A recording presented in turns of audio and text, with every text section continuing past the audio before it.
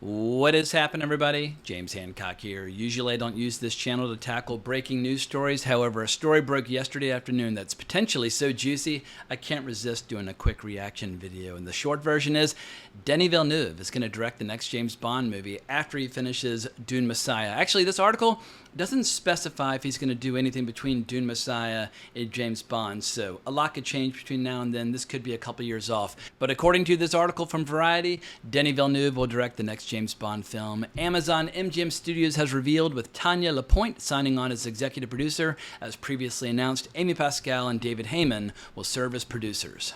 And I'll get to the rest of the article in a second, but I have to provide a little context first, because this news comes at the end of a long and bloody and expensive battle between Amazon and Barbara Broccoli. And Barbara Broccoli and her half-brother Michael Wilson had been in charge of the James Bond franchise since the mid-90s. They grew up around the James Bond franchise because Cubby Broccoli and Harry Saltzman were the producers that basically made James Bond famous in the 60s and 70s. Well, obviously, a lot of people made James Bond famous. Ian Fleming, I've got all his novels right here. He helped make James Bond famous. Sean Connery, Roger Moore, John Barry and his music. I mean, there are a lot of people who made James Bond into a global icon. But since the 90s, it had been Barbara and Michael. Amazon swooped in, bought the James Bond franchise, and immediately they started locking horns and having disagreements over the direction of the franchise. Amazon's a tech company. Obviously, they wanted streaming shows and spin-offs and a shared universe and every negative stereotype you could think of, like, a Moneypenny spin-off where we learned that Moneypenny is secretly like the real reason James Bond's been so successful. Think about Lord of the Rings, The Rings of Power. That is what Amazon wanted to do to James Bond. However, there's been a recent changing of the guard. Jen Psaki is no longer in charge over at Amazon. And if you don't know who Jen Psaki is, the most notorious story I've heard about her was when Ryan Condal, who writes the show House of the Dragon, came to her with an idea for adapting all the short stories of Robert E. Howard and his character Conan, and Jen Psaki turned him down because she deemed the character to be too toxic. And apparently during some of these meetings between Amazon and Barbara Broccoli about James Bond, there were some execs that are like, well, I don't think James Bond's a hero. And it led to Barbara Broccoli famously saying to a variety of news outlets, like, the people at Amazon are fucking idiots, which was one of the funniest quotes I've ever heard about a very creative producer versus execs working at big tech. And these fights continued over a variety of topics, even things like calling the James Bond franchise content versus movies. And obviously, for people who value movies as an art form, well, movies are different from content. Content is what I'm creating right now on YouTube. It's disposable, you quickly forget about it, and then you move on to the next piece of content you're going to consume. And I consume content all day long. I have no problems with content. But I feel like if you're going to try to create something that lasts and that matters and that has value, well, then maybe you should try to create books and movies. Like, try to create something that has some cultural impact of some kind. Long story short, Jeff Bezos said, whatever it takes, get rid of Barbara Broccoli, and they cut her a check for an obscene amount of money. Something with a B in front, not an M in front, somewhere in the billions. So long story short, now Amazon has full control, and I just assumed the worst for a long time. I was like, all right, you know what? I've got Ian Fleming's books. I've got the original movies with Sean Connery. I've got the Roger Moore era that I grew up with. I can just let that be my James Bond. I can go back and play the N64 GoldenEye. I can just ignore whatever abominations they might create that will be more or less like the Lord of the Rings, Rings of Power equivalent for James Bond. However, now I might have to change my tune, because if Denis Villeneuve's directing this thing, I'm definitely going to watch it. So let's dig into the article and see what it's all about. So picking up where we left off, this is what Denis Villeneuve had to say. Some of my earliest movie-going memories are connected to 007. I grew up watching James Bond films with my father ever since Dr. No with Sean Connery. I'm a die-hard Bond fan. To me, he's sacred territory, Villeneuve said. I intend to honor the tradition and open the path for many new missions to come. This is a massive responsibility, but also incredibly exciting for me and a huge honor. Amy, David, and I are absolutely thrilled to bring him back to the screen. Thank you to Amazon MGM Studios for their trust. Now let me pause. I like the sound of all the above. Admittedly, it could still be disastrous. Like, so many things can go wrong when it comes to adapting James Bond for the screen. But the fact that he cherishes Dr. No, the very first James Bond movie, moving forward, and that he grew up watching Bond with his father, and that he regards it as sacred territory, that, at least his heart is in the right place. Like, in terms of his style and his temperament, who knows if he's a good match? Ian Fleming's novels are darker and more serious than the tone of like the Roger Moore movies that I grew up with. I don't suppose you care to share that information with me? Well, one way is to take a pencil and jam it in the depression hole behind his eye. And the other? Oh, the other's twice as simple. You just put your hand in his mouth and pull his teeth out. But maybe Denis Villeneuve's temperament or his overall aesthetic might be a good match to try to adapt the early novels. Who knows? I mean, if you're like, what is like the perfect James Bond movie? Everybody's going to give you a different answer. Having recently read From Russia with Love for the first time, which is the 5th book, like the books go in a different order than the movies.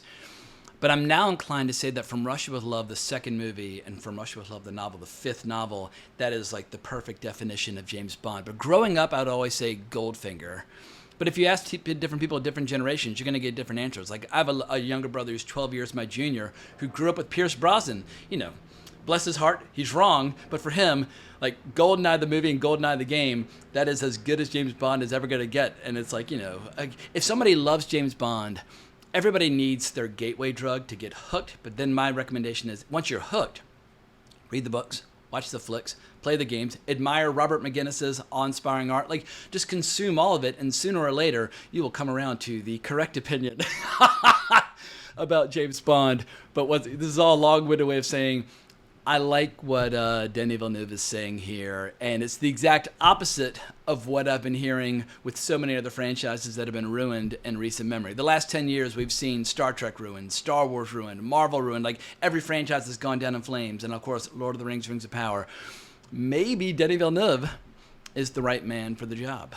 But getting back to the article, Mike Hopkins, head of Prime Video and Amazon MGM Studios, added, "We are honored that Denis has agreed to direct James Bond's next chapter. He is a cinematic master whose filmography speaks for itself. From Blade Runner 2049 to Arrival to the Dune films, he has delivered compelling worlds, dynamic visuals, complex characters, and more importantly, the immersive storytelling that global audiences yearn to experience in theaters. James Bond is in the hands of one of today's greatest filmmakers, and we cannot wait to get started on 007's next adventure." Yeah, another interruption. I have no problem with anything Mike Hopkins is saying there. That's the exact opposite of what I would expect, of what I would have expected to have heard had Jen Psaki still been in a position of power. But getting back to the article, Pascal and Heyman said Denis Villeneuve has been in love with James Bond movies since he was a little boy. It was always his dream to make this movie, and now it's ours too. We are lucky to be in the hands of this extraordinary filmmaker. Villeneuve is an acclaimed Oscar-nominated French-Canadian filmmaker who most recently helmed Dune and Dune Part 2 for Warner Brothers. A third installment, Dune Messiah, is in development and dated for release in 2026. With the Dune franchise and Blade Runner 2049, Villeneuve has proven immensely capable at refreshing and wrangling established IP as well as helming standout original stories, including Arrival, Sicario, Prisoners, Enemy, and Incendie. And forgive me if I'm mispronouncing Incendie. I don't speak a word of French, but it is one of Denis Villeneuve's most personal movies and well worth hunting down. Like, if you want to know what is the best that he has to offer prior to going Hollywood, check out Incendie. But Prisoners might be his best movie, but I was late to the game on Prisoners. But I don't want to get distracted talking about all this stuff. Let's stay focused on James Bond. Pascal will produce the new film via Pascal Pictures, and Heyman will produce via Heyday Films. The duo officially signed on for the roles in March, after Amazon MGM struck a landmark deal with longtime producers Barbara Broccoli and Michael G. Wilson that saw them cede creative control of the Bond franchise to the streaming giant. When Amazon purchased MGM in 2021 to the tune of $8.5 billion, the streamer acquired the rights to distribute the highly lucrative spy movies, but only owned 50% of the franchise and was relegated to being a passive partner in terms of artistic choices. Then this February, after years of stalls and false starts on a new installment following 2021's No Time to Die, which saw Daniel Craig's 5-film tenure as 007 come to an end, the three entities, Wilson, Broccoli, and Amazon MGM, formed a joint venture to house the intellectual property rights while allowing all three to remain co-owners of the property. At CinemaCon in April, Amazon executives Courtney Valenti and Sue Kroll teased that Pascal and Heyman were hard at work on a fresh, exhilarating new chapter to the franchise. "We are committed to honoring the legacy of this iconic character," Valenti and Kroll said on stage at Caesar's Palace. "They're both in London getting started and couldn't be here tonight, but we wanted to thank them for what we know will make an incredible partnership." Now the question is, who will Villeneuve cast as the martini-sipping super spy? Variety assembled a list of some worthy contenders. Villeneuve is represented by CAA, Carlos Goodman, and ID. Yeah, the casting of this role could potentially make or break the project, and if you go with an unconventional choice, it could prove to be controversial and divisive, to put it mildly. I'll be curious to see who Denis Villeneuve selects. And also, Villeneuve, it should be said, he's not British. I mean, for the longest time, unless you were British, you were not allowed to direct James Bond movies. And that obviously changed with Cary Fukunaga, who directed No Time to Die. But Denis Villeneuve, I suspect, if he's talking about Dr. No in his official announcement about signing on, I have a feeling he'll go with a more traditional approach to the overall concept. Here's what I would recommend, and this idea I'm stealing from the great Tony Stella, but this is from a live stream I did years ago where we were discussing, I think Roger Moore and Tony Stella posted the comment, if you're going to do James Bond right, you should go back to the Cold War, because there are many ingredients that scream James Bond, but nothing screams James Bond more than that post-World War II era in which Ian Fleming was writing the original novels.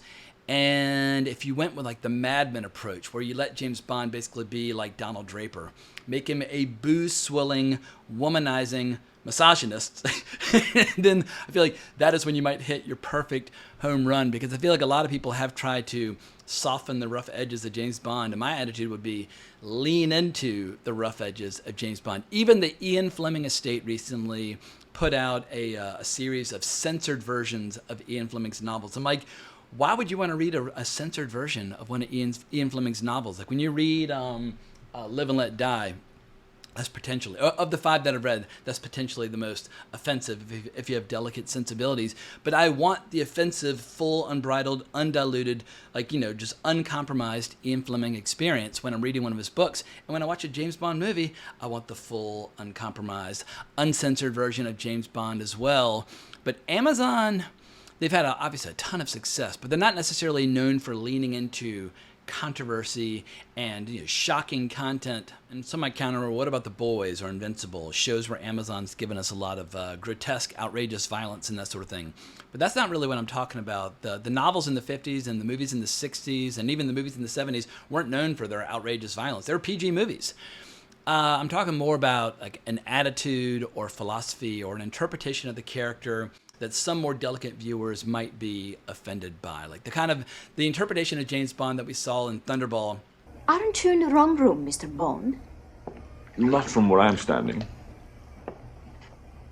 Since you're here, would you mind giving me something to put on?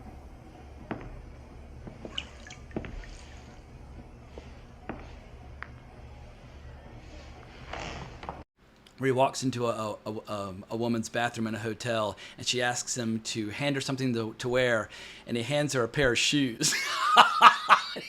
That is what I'm talking about. Does Denis Villeneuve have it in him to be a little bit of a naughty little boy and give us those types of depictions of the character? Because that's not really what Denis Villeneuve does in his movies. He's got many fine qualities as a storyteller. That's the final frontier. Can you give us that kind of those kind of sexual politics in 2025 or whenever this movie gets made? That will be the final test. If they shy away from the core of the character, well, then that'll tell us all we need to know about what Amazon's future plans for the character might be. But if they lean into the core of the character and then say, hey, we're putting on sale the original uncensored versions of Ian Fleming's novels, that'll tell you all you need to know about the future of the character. But if they say, oh, no, read the censored versions instead, that will also tell us all we need to know. So chalk me up as incredibly curious. I'll be following this in real time. I'd completely given up the idea of ever being interested in James Bond ever again, apart from reading the remaining books. I still have Dr. No and Goldfinger and For Your Eyes Only left to read, or a bunch after that. But apparently there's a point in the books where the quality just falls off a cliff. And I don't know where the cliff is, but in the first 5, oh my God, there was no cliff to be found. If anything, it's getting better and better and better. Originally, my favorite part of the books was the first part of Moonraker, where we get to see James Bond and M go gambling together at this secret casino where they're trying to outwit the villain of the story. And I was like, all right, this is as good as Ian Fleming's going to get. Then I read From Russia with Love. I was like, no, this is as good as Ian Fleming's going to get. But who knows? Maybe the best is yet to come. But long story short, I'm relieved to be excited about the future of James Bond. This is the first time I've put on this t-shirt in fucking years. So anyway, I think I've rambled enough at this point. Let me know what you think down in the comments below. And if you enjoyed this video, please consider liking, subscribing, and hitting that notification bell. But more importantly, as always, onwards and upwards.